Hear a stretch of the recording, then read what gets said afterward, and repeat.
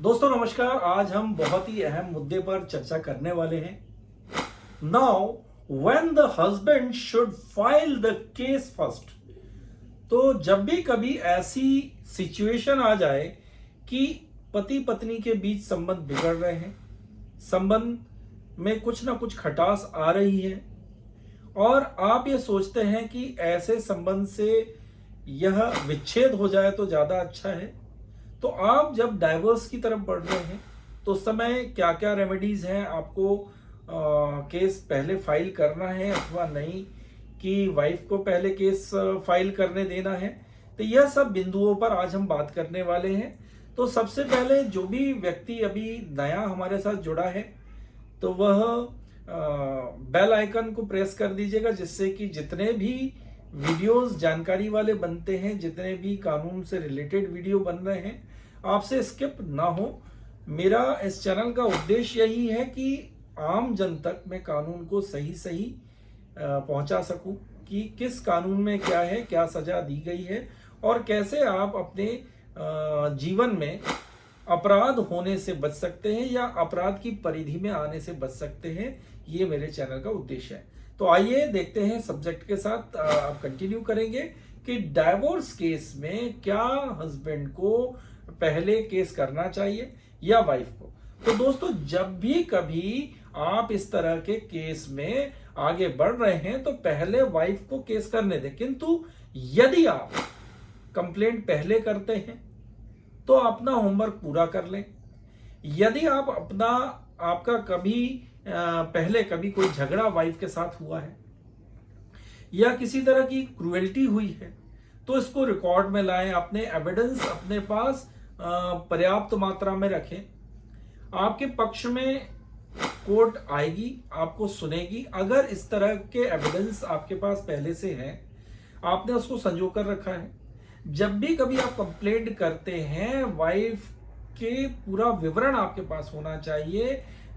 किसी भी मामले में जब आप कंप्लेंट कर रहे हैं, कोई ऐसा इंसिडेंस हुआ है तो उसमें घटना का दिनांक, घटना का समय या फिर किसी तरह का कोई हरास आपको किया है या पब्लिकली कोई गाली गलौच या मारपीट आपके साथ हुई है, तो इस तरह के अगर एविडेंसेस आपके पास हैं और आपने कलेक्ट करके रखे हैं या पूर्व में भी कभी ऐसा कुछ हुआ है या पुलिस का कभी इन्वॉल्वमेंट हुआ है आपके केस में, आपके संबंध को सुधारने के लिए पुलिस कभी इन्वॉल्व हुई है, तो वह भी कोर्ट के सामने रखा जाना आवश्यक है।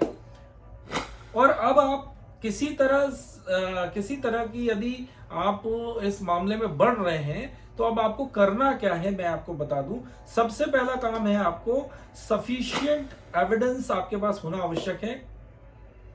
ठीक है, उसके बाद अगर आप कैरेक्टर के ग्राउंड पे आप पढ़ रहे हैं कि आप एक क्रुएल्टी यह भी होती है कि कैरेक्टरलेस है वाइफ, तो उस ग्राउंड पे आप कोर्ट में गए हैं और आप डाइवोर्स चाहते हैं या फाइल करें, या कोई वीडियो रिकॉर्डिंग या चैटिंग कोई ऐसी आपके पास है जिससे यह प्रूफ होता है कि वह आपको धमकी दे रही है किसी चीज में फंसाने की, आपके माँ बाप को, भाई बहन को, या आपको फंसाने की अगर वह धमकी दे रही है, तो इस तरह की अगर कोई वीडियो चैट या फिर आपके पास ऑडियो या किसी भी तरह का कोई एविडेंस आपके पास है तो उसको संजो कर आप रखिए।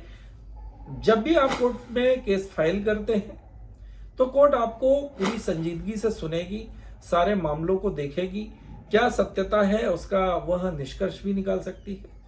तो मान लीजिए आपका डिस्प्यूट हुआ और डिस्प्यूट होने के बाद आपकी जो वाइफ है बिना बताए आपको मायके चली गई, तो उसमें सबसे पहले आपको यह करना है कि एक लीगल नोटिस आप पहुंचा दीजिए उनको। और लीगल नोटिस जब आप पहुंचा रहे हैं तो उसमें आप उनको 15 दिन का समय दे दीजिए कि आप बिना किसी कारण के घर छोड़कर जब चले गई हैं, आप अपने घर पर आइए और अपने जो दायित्व हैं, वैवाहिक सामाजिक जो भी दायित्व हैं, उनको निभाइए। और अगर ऐसा वो नहीं करती है तो फिर आपको दूसरा नोटिस फिर देना है। आप किसी अच्छे वकील साहब का एक मार्गदर्शन ले सकते हैं कि नोटिस आपको कब दिया जाना है, कितना समय उसमें लगना है और क्या क्या कंटेंट्स उस नोटिस में आपके होने चाहिए। ये सारी चीज आपको आप गूगल की भी मदद ले सकते हैं। बहुत सारे कानूनविद हैं जिनके वीडियोस डले हुए हैं, या फिर बहुत सारी जानकारी गूगल पे एकत्र रहती है, आप उसको भी अध्ययन कर सकते हैं। बहुत सारे अच्छे बुक्स हैं कानून की, जिसमें कि बहुत सारी जानकारी होती है। आप लोग को जब परेशानी जब आती है, जब आपको है ना कानून की जानकारी नहीं होती है, या फिर आप एक बहुत छोटे वीडियो आपने किसी के देख लिए कि आप ऐसा है तो ऐसा कर लें। पर जानकारी तो जब ही होगी ना कि जब आप पूरा पढ़ेंगे, ज्यादा पढ़ेंगे, तब कोई चीज निकल के आएगी। आप देख सकते हैं कि जब भी कभी आप कोई एग्जाम की तैयारी करते हैं तो आप 100% उसका पूरा जो सिलेबस है वो कवर करते हैं, और फिर हो सकता है कुछ लोग 100% ही उसको सॉल्व कर देते हो। कई बार तो पेपर आउट भी आ जाता है कुछ परसेंट में।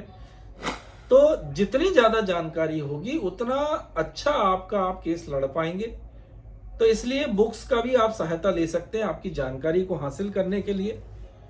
नहीं, अगर आपकी वाइफ, मतलब अब ये लेडीज के पक्ष की मैं बात कर रहा हूं, कि जब आपका डिस्प्यूट हुआ, आप घर चले गए, आप अपने माँ बाप के साथ या भाई बहन के साथ रह रहे हैं, और आपके हस्बैंड के खिलाफ आपको केस करना है, तो आप इस बात का ध्यान रखिए कि डिसीजन आप सोच समझ के लीजिए। अगर आप एक कड़ी कार्रवाई या एक लीगल नोटिस या किसी तरह की प्रोसीडिंग में जब आप आगे बढ़ते हैं, तो आपने कब कोई कड़े शब्द ले लिए या कुछ बड़ी धाराओं में आपने संज्ञान लेकर झूठा मुकदमा अगर ससुराल वालों पे डाल दिया, पति पर डाल दिया या फिर पति के परिवार पर डाल दिया झूठा मुकदमा, तो ये समझ लीजिए कि वहां से बात बनने वाली नहीं है, बात बिगड़ेगी ही बिगड़ेगी।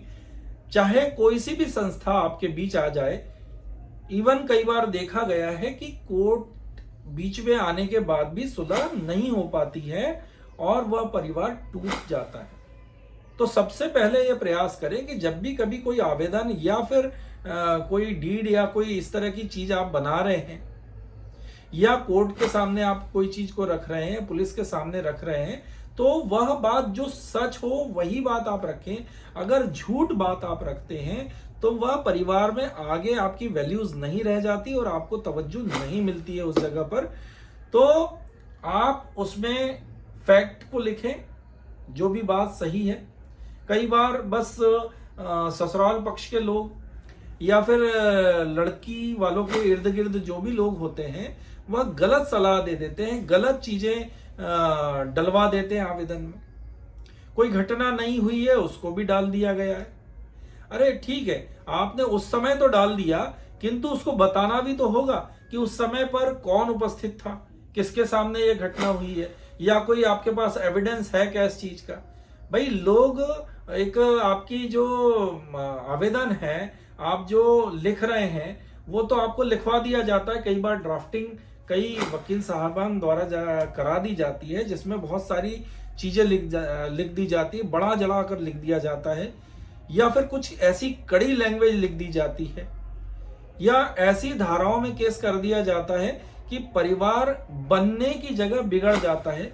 तो आप पहली बात पूरी तरह से सोच लें कि अगर आपको कोर्ट बीच में आता है और फिर आपको ये कहता है कि आपको आपके पति के साथ रहना है, हम हैं, हम कोई भी परेशानी आएगी तो हम खड़े हुए हैं, तो उस समय आपके लिए बड़ी समस्या सामने आ जाती है जब आप किसी झूठे केस को लेकर आगे चलते हैं और आप अलग रह रहे हैं। उस समय बड़ी आपको परेशानी का सामना करना पड़ता है, क्योंकि आपने बहुत सारे झूठे केस सामने वाले पर किए होते हैं। तो आपको लगता है कि अब मैं कैसे जाकर रहूंगी उस परिवार में, जबकि इसमें ऐसा डिसीजन बोला जा रहा है या इस तरह के लिए करने बोला जा रहा है।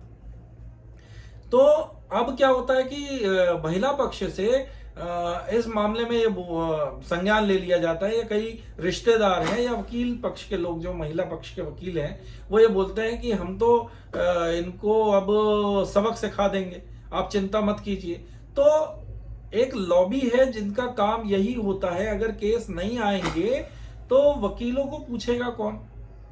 डॉक्टर के पास अगर कोई बीमार व्यक्ति नहीं पहुंचेगा तो डॉक्टरी का मतलब ही नहीं है। उसी तरह हर प्रोफेशन का कुछ ना कुछ काम है, वो काम अगर नहीं होगा तो कैसे चलेगा? तो उसी तरह से आपका जो स्वविवेक है, आप अपने स्वविवेक अनुसार काम करें, क्योंकि कोई व्यक्ति कुछ भी बोलेगा, किसी को आपके परिवार से चिंता नहीं है। आपको केवल यह लगता है कि ये तो ऐसा करा देंगे, बिल्कुल आप उसकी किसी की भी बात में मत आइए। आप स्वविवेक से सोचिए कि आपको क्या करना है, क्योंकि आपकी लाइफ है, आपको आगे जीना है उस व्यक्ति के साथ या नहीं रहना है आपको उस व्यक्ति के साथ, ये आपका फैसला है। आप स्वतंत्र है अपने फैसले को लेने के लिए। हाँ, ये जरूर है कि अपने परिवार की सहमति भी बना लें कि कभी डिस्प्यूट होता है तो फिर आप कैसे मदद ले पाएंगे अपने परिवार की, अगर वो आपके अगेंस्ट खड़ा हो जाता है। तो जो भी आप डिसीजन लें तो परिवार को बैठ के समझ के सभी सदस्यों को बुलाइए, समस्या रखिए और एक डिसीजन आप ले सकते हैं। पर फिर भी मैं कह रहा हूं कि गलत डिसीजन ना लें और झूठ का सहारा ना लें, क्योंकि झूठ टिकता नहीं है। तो अब आप जैसे 125 पे अगर आप जा रही हैं, आपने मेंटेनेंस के केस में आप गई और मेंटेनेंस का केस आपने 1 साल 2 साल बाद लगाया, और जब तक आपने कुछ नहीं किया, मेंटेनेंस का केस लगा है। तो लड़कों के लिए अब मैं यहां बोल रहा हूं कि जब भी कभी आपके खिलाफ जब केस जाता है, 125 का केस आपके खिलाफ हुआ है, तो आप फटाफट उसमें संज्ञान लेकर एक मेंटेनेंस आपका बांध दें, क्योंकि एक लंबा समय जब हो जाता है तो बहुत सारे मेंटेनेंस की मांग की जाती है और एक डिसीजन आते आते 4 साल 6 साल लग जाते हैं कई बार, और एक बड़ा कॉर्पस आपको देना पड़ सकता है। तो इसलिए जब भी कभी हो तो 125 के जो मेंटेनेंस का केस है उसको फटाफट शॉर्ट आउट कराकर आप देना चालू कर दें। इसमें क्या, एक लंबे कॉर्पस से आप बच जाएंगे। उसके बाद अब 125 का जब केस डिसाइड होना है तो उसके पहले पहले आपको क्या करना है, लड़कों के लिए मैं बता रहा हूं कि जब भी कभी 125 का केस, मेंटेनेंस का केस आपके खिलाफ चल रहा है, तो जब तक वो फाइनलाइज नहीं हुआ है या इंटरिम नहीं हुआ है या मेंस आपको मेंटेनेंस का एक राशि देने के लिए नहीं बोला जाता है कोर्ट से, तो सबसे पहले आपको एविडेंस जुटाना है कि लड़की क्या करती है और अभी इस समय कुछ कमा रही है अथवा नहीं कमा रही है। और मैंने एक वीडियो में यह भी कहा है आप लोगों से कि शादी जब भी करें तो पहले जो शैक्षणिक डॉक्यूमेंट है उनको बारीकी से देख लें, क्योंकि कई बार ऐसा होता है कि वो एजुकेशन लड़की ने लिया ही नहीं है जिसका कि वे दावा कर रहे हैं, लड़की दावा कर रही है या फिर उसके परिवार वाले दावा कर रहे हैं, और बाद में जब शादी ब्याह हो जाता है तो फिर बाद में वो डिस्प्यूट की स्थिति बन जाती है। तो इसलिए सारी चीजों को बारीकी से देखें, समझें, फिर रिश्ते या संबंध उस जगह करें, तो ये आगे के जीवन के लिए बहुत बेहतर होता है। और आज का समय आप देख सकते हैं कि वाकई में कोई भी एजुकेशन दिलाना किसी एक हस्बैंड या वाइफ का जिम्मा नहीं होता है, क्योंकि बहुत महंगा एजुकेशन हो चुका है। इसलिए दोनों ही जब कमाते हैं, दोनों की अर्निंग होती है, तो बहुत बेहतर तरीके से कोई भी डिसीजन लिया जा सकता है, किसी एक अच्छी फील्ड में बच्चों को डाला जा सकता है। ठीक है, अगर आपको वीडियो मेरी अच्छी लगी है तो इसको शेयर जरूर करें, जिससे कि कई परिवार बच सकते हैं टूटने से। और कभी अगर आप 13 तलाक की प्रक्रिया में आगे बढ़ रहे हैं तो ये वीडियो आपके लिए बहुत ज़्यादा बेनिफिट देगा। और इसमें एक चीज़ मैं भूल रहा था, वो मैं इंक्लूड करना चाहता हूँ कि आरोप ये लगाए जाते हैं कि हमारी तरफ से बहुत सारा दहेज दिया गया। तो दहेज देना और लेना दोनों ही अपराध है, और कभी अगर इस तरह का एलिगेशन ससुराल पक्ष लगाता है तो आप उनसे ये जरूर पूछें कि उसकी जो रिसिप्ट है, क्योंकि लिखने में तो आवेदन में लिख दिया जाता है, जब भी कभी कोर्ट के सामने रखा जा रहा है तो एफिडेविट पे लिख दिया जाता है कि हमने ये दिया, पर उसकी रिसिप्ट आप ओरिजिनल रिसिप्ट मांगे जिसमें कि टिन नंबर जरूर हो। तभी भाई आरोप तो लगा दिए जाते हैं पर उसको साबित करना उतना ही मुश्किल है जितना आसान आरोप को लगाना है। तो आप इसमें जब भी कभी ऐसा आरोप लगा है या 498A का केस आप पर लगा है, तो आप उसमें जितनी भी चीजें लिखी है उसके सबूत जरूर मांगिए और आप कोर्ट में खड़े मत रहिए, आप जरूर क्वेश्चन कीजिए। वकील साहब क्वेश्चन करें अथवा ना करें, आप परमिशन ले लीजिए माननीय कोर्ट की और आप बोलिए अपने पॉइंट को। अगर आप नहीं रखेंगे, आपका केस है, आपको जीतना है, तो आपको बोलना आवश्यक है, आपके सारे फैक्ट्स रखना कोर्ट के सामने जरूरी है। और आप नहीं रखेंगे तो फिर आपको दिक्कत हो सकती है। तो इस वीडियो को शेयर जरूर कीजिएगा और धन्यवाद। जय हिंद।